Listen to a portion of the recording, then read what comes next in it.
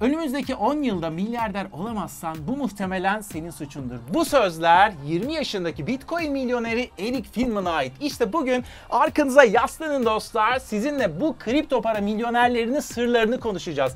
Geçmişte ne yapmışlar veya ne yapmamışlar. Ayrıca kripto paralarda kısa ve uzun vadede para kazanmak için bizim kendi stratejimiz nasıl olmalı? Nelerden asla taviz vermemeliyiz? Bunları böyle madde madde ele alacağız. İsterseniz not da alabilirsiniz bir yandan izlerken ve biraz da yalan yok, moral depolayacağız.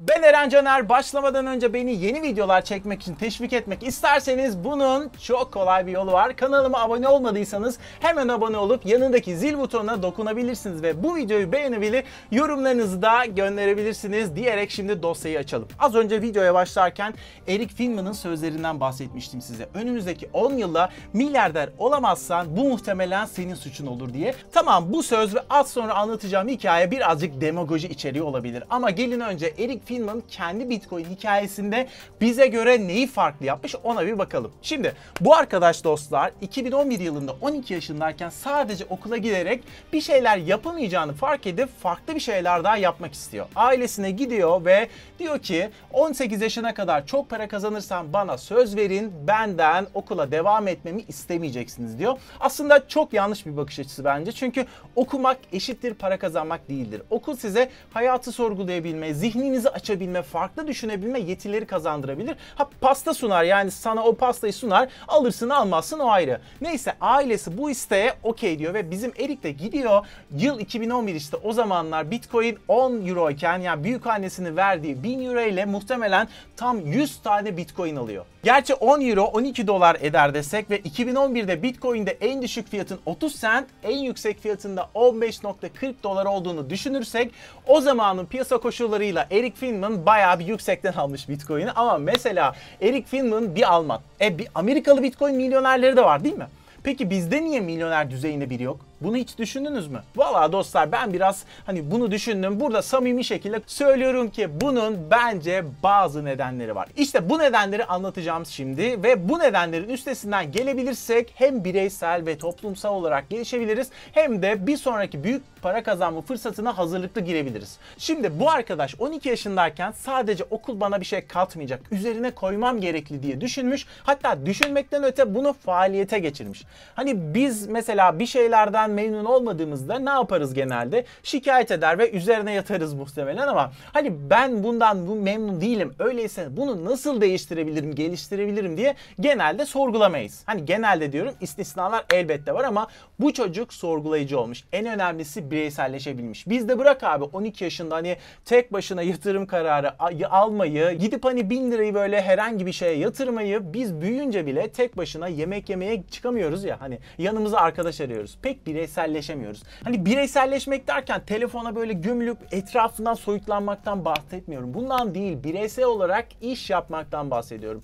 Bireyselleşmek lazım. Her şeyi okuldan beklememek lazım. Hatta okuldan beklentiyi de minimuma çekip açıp biraz Udemy'den 2 cips bir kola fiyatına kendimizi eğitmemiz, çocuklarımızı bu yolla eğiterek trendi yakalamasını sağlamamız lazım. Oyunu kurallarına göre oynamak lazım aslında. Okullar sadece Türkiye'de değil abi, dünyanın birçok yerinde iş hayatının iyice gerisinde kalmaya başladılar. Daha doğrusu iş hayatı iyice hızlandı.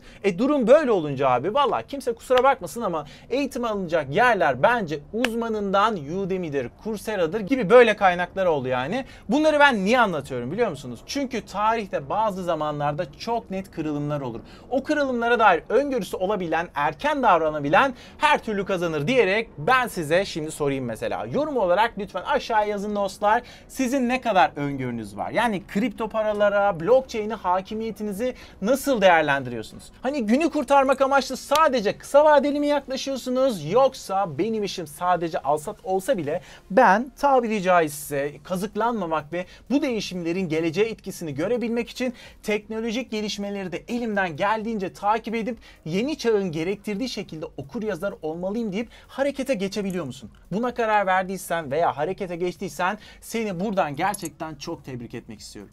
Ha benim şansım ne oldu? Ya şurada biz bize laflıyoruz. Yeri geldi, konuyu çok dağıtmadan bir iki cümle edeyim isterseniz. 10 küsür senedir zaten markalar, trendler, strateji, yeni teknolojiler üzerine çalışıyordum. Bitcoin ve blockchain ile erken tanışmam da bu yüzden, ama benim de geçmişe baktığımda ders aldığım bazı noktalar var. Hadi Bitcoin'i geç abi. Bakın yıl 2010, 2011 günümüzün en büyük markalarına gidip sosyal medyayı anlatıyorduk. Bakın işte burada iletişim yapabilirsiniz. İletişim başlatmalısınız. Facebook, Twitter hesaplarınız olmalı. Hatta ürünlerinizin üzerine sosyal medya adreslerinizi yazmalısınız dediğimizde dostlar emin olamazlardı, ama biz emindik. Madem emindin abi, gidip alsana. Alsana Facebook, Twitter hisselerini 8-9 sene önce düşükten. Neyse, bunlar da benim anımdır dostlar. Sizlerle burada hani sohbet havasında paylaşmak istedim. Biz yaptık bu hataları ve elimizden geldiğince de hızlı bir şekilde telafi etmeye çalıştık. Bizden sonraki kuşaklar hani yapmasın aynı hataları. Bütün benim derdim tasam bu aslında. Bitcoin milyonerlerinin söyledikleri üzerinden biz neler yapabiliriz? Kripto para piyasaları içerisinde nasıl var olabiliriz? Bu konuya geri dönmek gerekirse de zaten az önce biraz bahsettik, ama dostlar gelin isterseniz madde madde gidelim ve ilk maddede öncelikle şu konuda bana göre emin olun. Kripto paralar için bence geç değil. Kesinlikle geç değil. Ama ben işte Bitcoin aldım. Hadi ne zaman yükselecek? Hadi 2 ay oldu alalı, daha niye milyoner olmadım anlayışında olmamak lazım. Ve dostlar bakın, şunun altını çize çize söylüyorum hep. Bitcoin dahil tüm kripto paralar tüm genel yatırım portföyünüzün bir parçası olsun. Hepsi olmasın. Tamam, hani Bitcoin'i takip etmek, altcoin'lere girip çıkmak, 3x'leri 5x'leri görmek çok heyecanlı, ama 11'in paranız varsa mesela bunun belli bir kısmını kripto paralara ayırın. Gidin diğer kısmıyla altın, işte gümüş almayı veya işte Facebook, Netflix, Twitter hisse senetleri almayı düşünebilirsiniz.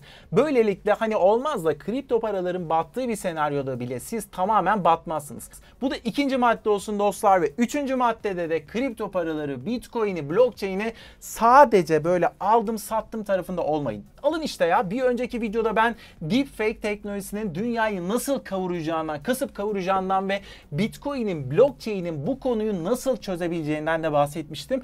Aslında sizinle bu kanalda bir yandan da böyle gelecek dönem ihtiyaçlarını paylaşıyorum. Bunları bir servise de dönüştürmeyi düşünebilirsiniz. Hani bu noktada mesela Ethereum'un kurucusu Vitalik Buterin'i ele alalım. Adam pekala genç yaşında Bitcoin milyoneri olarak anılabilirdi, ama o ne yaptı? Bitcoin'den ilham alarak Ethereum'u kurdu ve kripto para sektörünün gelişmesine de ilham oldu. Kendi kurduğu ERC20 altyapısı sayesinde iyi kötü birçok böyle başka kripto paranın ortaya çıkmasını sağladı. Toparlayacak olursak da blockchain'e, kripto paralara business, yani iş modeli, iş fikri üzerinden de bence yaklaşmaya çalışmak lazım. Ama bu tabii ki alsat yapmayacaksınız anlamına kesinlikle gelmiyor. O başka bir şey. Dördüncü maddede de alsat yapmayı konuşacak olursak bu biraz futbol gibi bir şey. Mesela 2 gün önceki Türkiye-Andorra maçını izlerken bir cümleyi ısrarla duydum. Dediler ki oyun planımıza sadık kalmalıyız. Evet abi, kripto paralarda da alsatta da böyle. Baştan bir oyun planımız olacak ve içerisinde kısa ve uzun vadeli hamleler yazılı olacak ve bizim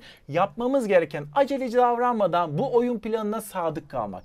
Bir de dostlar kripto paralarda ben şunu görüyorum. Bazen mesela bir kripto para inanılmaz pazarlanıyor. Hemen her yerde sadece o konuşuluyor falan. İşte bu etkiye kapılmadan, bu auraya kapılmadan bunun geçici bir rüzgar olduğunu bilip o şekilde yatırım yapmalı veya yapmamalıyız abi.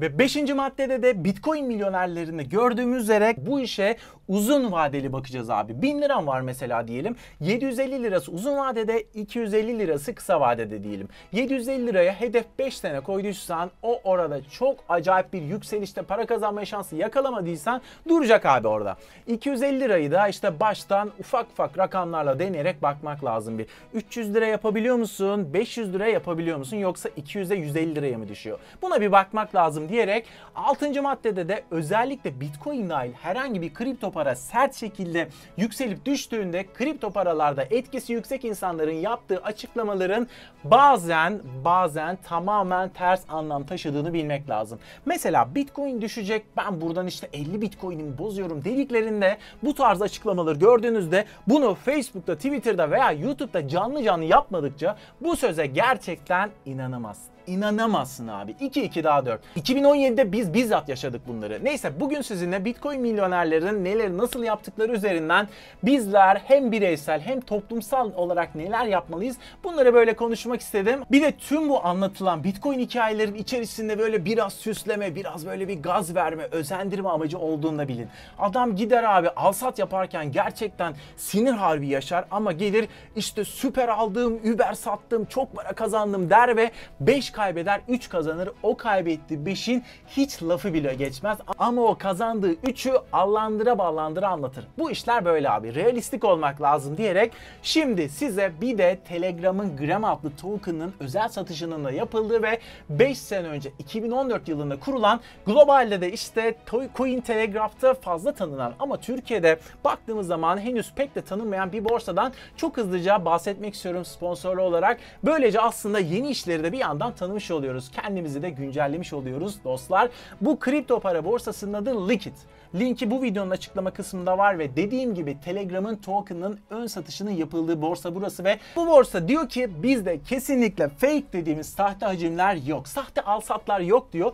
Bu konuda da Blockchain Şeffaflık Enstitüsü'nün raporunu gösteriyorlar ve o rapora göre dostlar enstitüden onaylı şekilde gerçek hacmi olan borsa olarak 4. sırada Liquid gösteriliyor ve dostlar Liquid borsasından verdikleri bilgiye göre coin çekmekte ücretsiz. Ve eğer fiyat dediğimiz bu bildiğimiz dolar gibi para çekme işlemi yapmak istediğimizde de 5 dolar işlem ücreti var diyorlar ve araştırdığım kadarıyla Liquid borsası geçmişte ULC Group, B-Dash Ventures, SPI gibi yatırım şirketlerinden de toplamda 20 milyon dolarlık yatırım almış ve Liquid borsasının sahibi olan Coin şirketi 2017'de 100 milyon dolarlık bir ICO gerçekleştirmiş ve bu şirket Crunchbase'e göre de Japonya'da kurulmuş bir şirket ve 2015'te margin trading ve mobil uygulama yeniliği gelmiş. 2016'da şirketin ana ofisini Tokyo'da açmışlar ve şimdi konuştuğumuz Liquid borsası olaya nasıl dahil oldu derseniz de dostlar ilk dönemde kurdukları QueenX borsasına Cryptos adlı diğer bir borsa eklenmiş ve sonrasında her ikisi de Liquid adlı borsada tek çatı altında hizmet vermeye başlamış ve 2017 yılında da Japonya'nın finansal regülasyonlarından, denetlemelerinden sorumlu devlet kurumu olan Finansal Servis Ajansı'ndan da tam onay almış ve 2019'a geldiğimizde de Çince dil desteği falan gelmiş. Mobil uygulamalarının pro versiyonlarını yayınlamışlar ve Liquid borsası CoinMarketCap verilerine göre tüm borsalar içerisinde 63. sırada. Biraz daha aşağı indiğimizde mesela 72. sırada Bitfinex var. 74. sırada Kraken var ve Liquid borsasında en çok hacim Japon borsası olmasından kaynaklı olarak Bitcoin Japon yeni paritesinde dostlar ve Bitcoin, Ethereum, XRP gibi belli başlı coinler dışında Omisego, kendi coin'i olan Cash, Zcash, Neo gibi coinler de var ve Liquid'in yol haritasına baktığımız zaman da normalin dışında bir yol haritası görüyoruz ki yıllara dağıtılmamış, daha çok iş bazında bir dağıtım yapılmış ama güzel beklentiler var gibi. Gerçekten güzel beklentiler var gibi. Mesela daha geniş alanda hizmet verebilmek için Liquid borsası banka lisansı almayı ve Amerika'da da bir kripto para borsası açmayı planlıyor.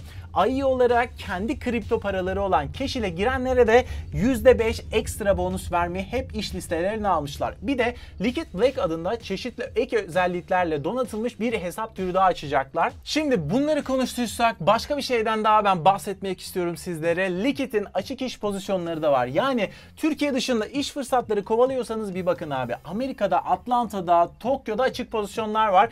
Kripto para alanı şu an daha yeni olduğu için global anlamda rakip inanın diğer iş alanlarına göre pek fazla değil. Konuyu çok dağıtmayayım ama bir arkadaşım mesela Almanya'da bir startupta çalışıyor. Şirketi Concordato ilan etmiş. Yanlış anlamadıysam 2 ay boyunca maaşları şirket bu durumdayken devlet ödüyor. O arada da eğer şirket yatırım alamazsa ne oluyor? İflas ediyor. Benim arkadaşım da haliyle iş başvuruları falan yapmaya başladı şu an Almanya'da ve diyor ki abi Hintlilerden inan Eren diyor bana sıra gelmiyor diyor bu süreçte. Almanya'dan bahsediyorum. Neyse işe dostlar bu gözle de bakabilirsiniz. İnanın bu gözle de bakabilirsiniz. Fırsat var mı? Bence bu gözle baktığımızda kesinlikle fırsat var. Bunun dışında lending ve margin hizmetleri de var. Lending'de zaten biliyorsunuz kripto paraları margin yani kaldıraçlı işlem yapanlara bir anlamda kiralayarak para kazanılabiliyor. Margin ise bildiğimiz şekilde kaldıraçlı işlemler. Ve diyorlar ki biz Liquid olarak Binance'ten daha önce bu margin işlemlerini hayata geçirdik diyorlar ve bu konuda kullanın veya kullanmayın diye asla zaten yatırım tavsiyesi vermiyorum. Biliyorsunuz ancak kullananların çok dikkatli olması ve çok küçük paralarla denemesi gerekiyor eğer istiyorlarsa tabii ki. Arayüzü de zaten şu şekilde dostlar. 25x'e kadar da işlem yapılabiliyor ve ek olarak bir de şunu söylüyorlar. Biz diyorlar fiyat dediğimiz geleneksel para dünyasıyla kripto para dünyasını birbirine bağlayan bir köprüyüz aynı zamanda ve Liquid platformunda yeni tokenları keşfedebilir.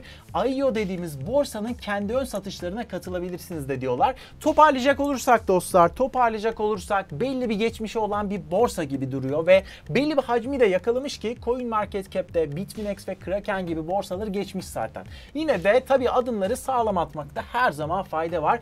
Bu videonun altına açıklama kısmında Liquid borsasının linki var dostlar. Direkt oradan bir bakabilirsiniz, göz atabilirsiniz.